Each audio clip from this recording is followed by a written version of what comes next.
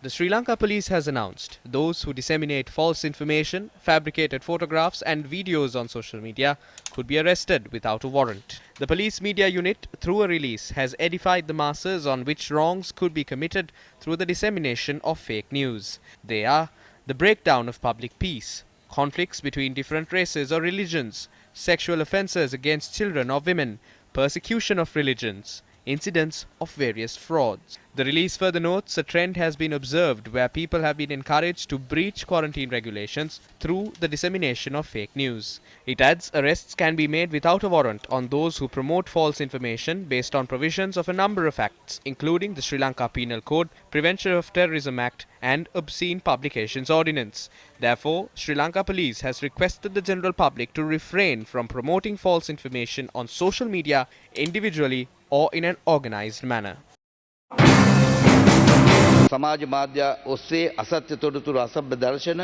It is pertinent to note that legal action will be instituted against those who promote fake news and explicit images and videos which mislead the masses. The CID and the Police Computer Crimes Division will browse the web to identify those who disseminate fake news which incites violence and hate.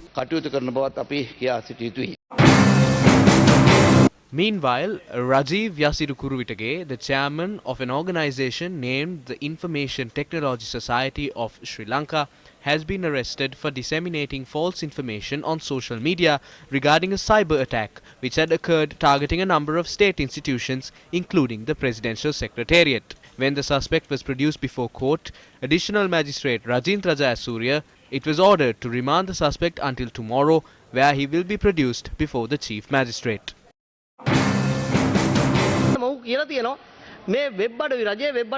He has claimed government websites could be hacked. He has been arrested saying the Prime Minister's website was hacked. Immediate intervention is required to solve this matter.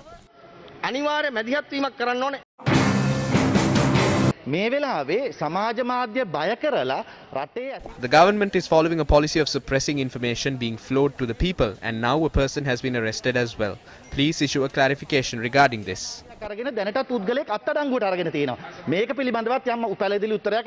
මනුෂ්‍ය නානායක්කාර මන්ත්‍රීතුමා ඔබතුමාගේ තන ඔක්කොම අපි අඳුරගෙන තියෙන්නේ. වැඩ කරන අයත් දන්නවා, පඩි ගෙවන තැනත් දන්නවා. මම ඔබතුමාට කියන්නේ ඒ නිසා හෙට අනිද්දා පනත යටතේ ඔබතුමාට විරුද්ධවත් කටයුතු කරන්න වෙයි. දැන් මගේ මාධ්‍ය ව්‍යාපාරයක් තියෙනවා කියලා මෙතුමා කිව්වා සමාජ මාධ්‍ය.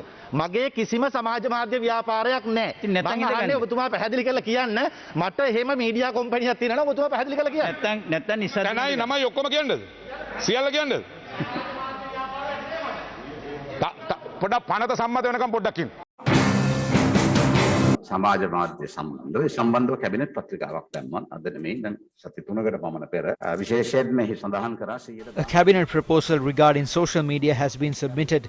It was done long ago, not recently. Based on assessments, around 17% of accounts do not have a proper user and they promote and publicize information which disrupts national harmony. We believe steps must be taken against those. This was a joint cabinet paper presented by myself and the Minister of Justice. The Ministry of Justice is acting in that regard as we speak.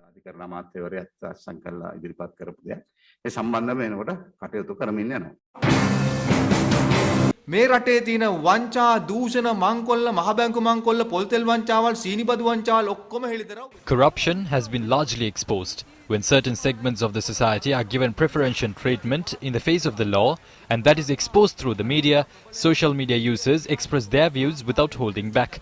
They have a right to express their sentiments. A witch hunt has been launched to arrest such individuals.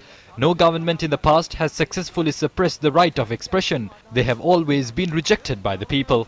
එවැනි ආණ්ඩුවලට වැඩි කාලයක් නොගිහිල්ලා ජනතාව විසින් ප්‍රතික්ෂේප කළා තියෙනවා.